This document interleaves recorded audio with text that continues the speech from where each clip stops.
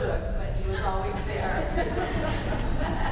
And he would just hang out with us and sit with us at the park. And Maria Howells lived across the street, so she was there. And Cheryl Lamb, who lived in the apartment. We would just all hang out there by the river. The ground drinking fountain used to be there on this side of the bridge. And anyway, so we just had good times. And Mark was just always there. And years later, I left Glendora when I was 17 and went to go live with a relative in Texas. And I came back when I was 19. Mark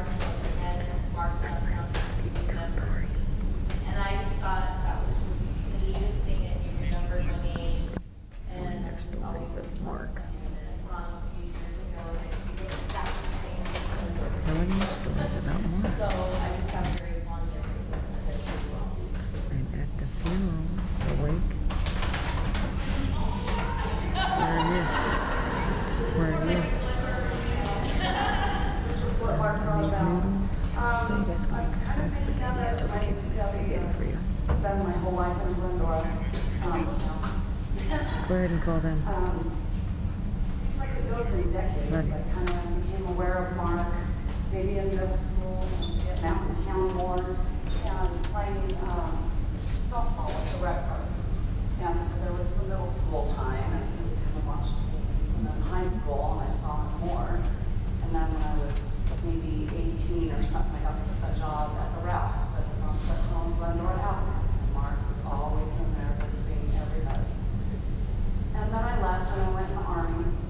And when I came back, every time I would come home on leave, Mark would remember. If I saw him in town, he would remember my name. Then later I was gone for a long time. I got married, I lived at the beach, I had my kids, and then divorce and whatever. And I came home with my kids, raised my kids in Glendora, and my daughter, when she became a teenager, got a job at the Bonds up there on Foothill, and she knows Mark. And like everybody knew Mark. It's just, you know, just seeing him through the years, it's just a constant. It's just, it's part of my life. I'm gonna miss him like crazy.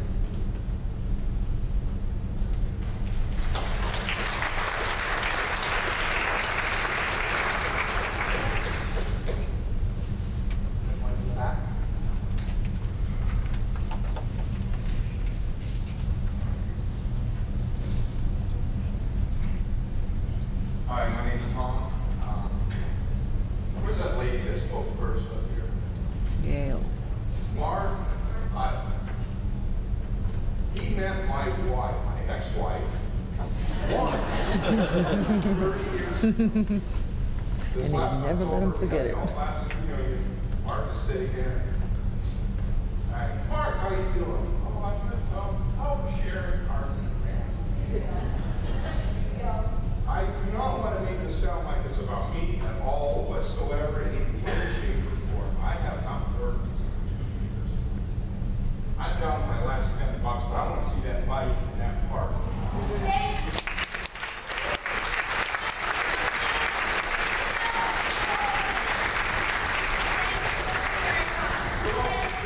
God bless.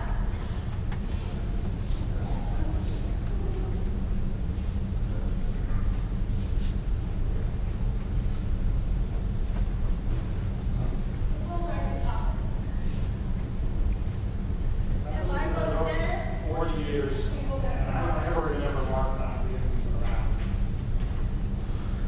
I go to a donut shop over by Round Table Pizza every morning, and Mark was there every morning also. There are 4 of us old retired guys sit there and try to solve the problems of the world. Mark sits at the table next to us, always had his coffee and his Long John that he dumped in his coffee. And would read his newspaper and laugh and share his, either the family circus or Marmaduke. He loved the comics. So there's a part of Glendora that's missing now. My daughter lives in New York City. She called me on Tuesday night. I said, "Did you hear about Mark?" I said, "Yes, a friend of mine told me about it this morning." She said, "You know, I used to be intimidated by him when we go into Maria's and he would walk up and stand there. And once I knew he knew you and he knew your name, it was okay. And when a person like him passes away in New York City, no one notices. And she says, everyone in Glendora notices. Because it's all over Facebook, and he was an incredible man. I'm so glad I got to know him.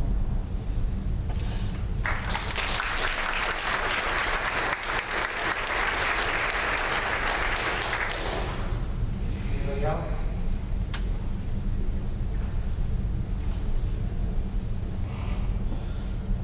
Hi everyone, my name is Heidi. I knew Mark when I was 13. I had a horse in Glendora, and someone recommended that Mark come over and see if he wanted to go ahead and feed my horse. Mark said no problem. He was there every single day, Monday through Sunday. He would feed the horse every day. He would groom him. Later on, we took the horse and we moved him to Covina.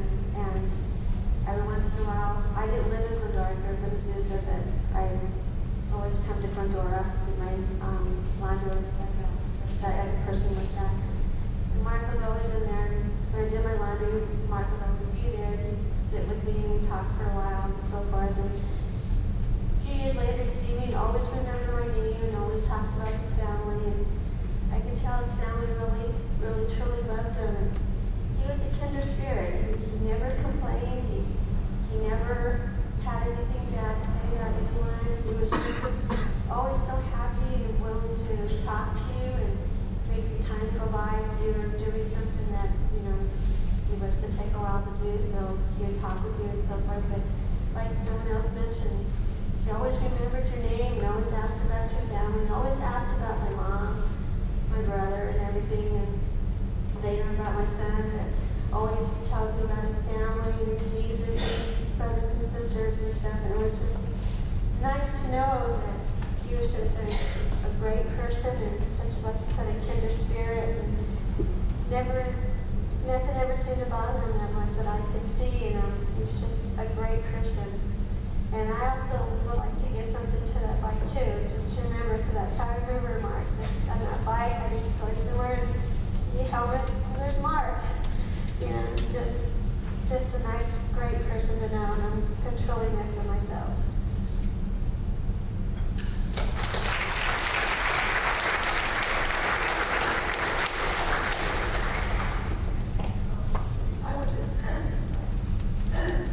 I went to school with Mark at Charter Oak and Sunflower. I've known him since 6th grade. And after I got married and stayed in Glendora because we never moved away, I would run into Mark quite a few times, and he always, he met my husband once, and we have 7 kids, and so he knew all their names, and would always ask, how's Dennis? And he'd go down the list of all the kids.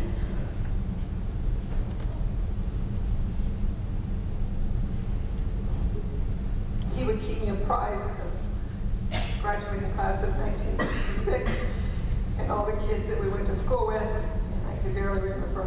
I think the name Mark, this is what's going on, Kathy. I need to let you know what's going on. And we have, all the different yearly or every 10-year reunion and the 25-year union, and I think we're coming to our 50th. Mark, I have to say something about Glendora. I think Mark has been given to us. He's a very special young man. And over the years, it was always, when we have kids and adults who are special, there's always this hindrance, I think, with a lot of people who back away. But Mark, I think, has taught us that they are a special gift to us from God. And I think because you always walked away from talking with Mark with a smile and feeling good about your life, he always seemed to be so filled with happiness about his life. It was just always something very, I don't know if it's spiritual or holy or angelic about Mark, but you always felt like, anyways, I think you know where I'm going with this. He will be missed greatly. He was a great man, great boy, I will never forget him, and I don't think any of us will as well.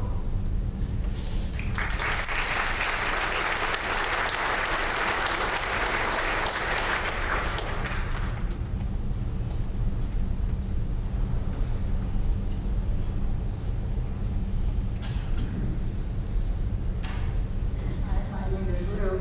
I knew Mark when he first moved to Covina, and I didn't hear too much about the music that I did about everything else. He was always in our driveway with about 10 others playing basketball. I never could figure out whose team Mark was on.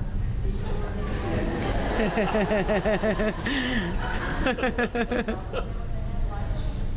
knew exactly what we all was about. He was a good friend. It was always good fun.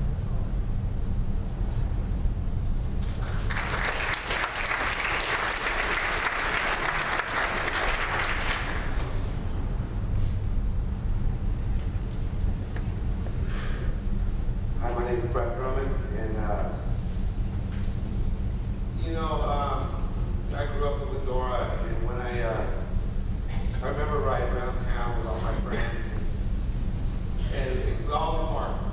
Mark was a fixture in Medora, and my brother started dating his sister, and I remember going over to the Ryan's house, and I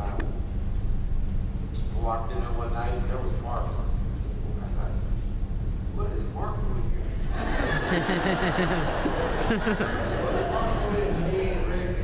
I had no clue that was his brother, because it was just Mark. Everybody knew Mark, we all knew Nina. We called her Nina in high school, and they got married, and Mark became part of our family. The whole Ryan family became part of our family.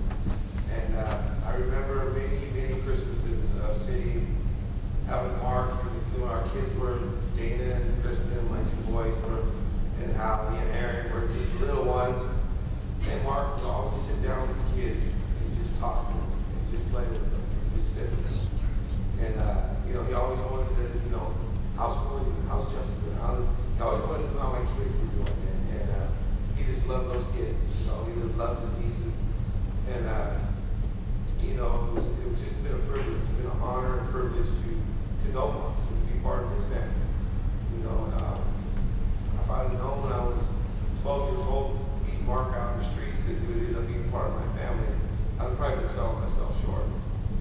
He's just a great guy. He was just a kind, loving, caring uncle, and he's just a fixture around the house. So thanks for having me.